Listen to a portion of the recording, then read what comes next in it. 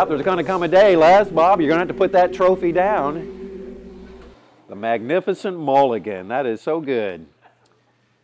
I've been giving you some quotes to think about, and tonight, this morning I want to finish with one right out of the Bible itself. You don't have to write this one down, although I thought about doing that to you, but at least to have you read it with me from the book of Romans, chapter 12.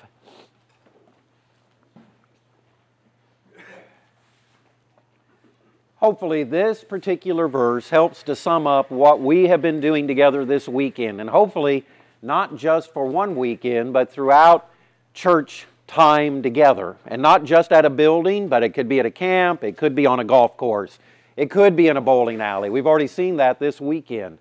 But here's the way Paul describes it when he says, be kindly affectionate to one another with what kind of love? Brotherly love. And that's what we've been doing. And I think that perhaps is the hardest thing sometimes for us as men to do, and that is to be able to show true, sincere affection to one another. Perhaps to our children, perhaps to our spouses, but even to one another. And Paul commands us, he says, that we should have that kind of brotherly love. After all, who was it who expressed and who demonstrated that kind of love first? It would have to be Jesus. And of course, some congregations have displayed that kind of love, and I'm thinking of a more generic love now.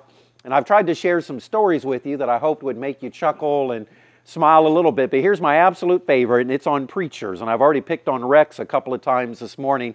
I've never even met Rex, and I'm picking on him. So at least I've met Mike before I picked on him. And I, by the way, wanted to thank those of you who've already texted Mike since last night to let him know that we're thinking about him. And I have been missing him this weekend. But here's the story. The story is of a preacher who was presented one Sunday morning with 2 round-trip tickets to the Holy Land for him and his wife. He was overwhelmed, and it was going to be a month-long trip, and that's a long time to spend in the Holy Land, but he was absolutely thrilled.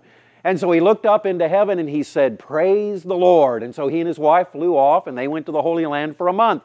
While they were gone for that month, the congregation totally took down the old building and built a brand new building, one of these extreme makeover kind of things. So that when he came back, he and his wife got off the plane and they arrived at the property, maybe like the 40 acres y'all are going to help to mow this summer.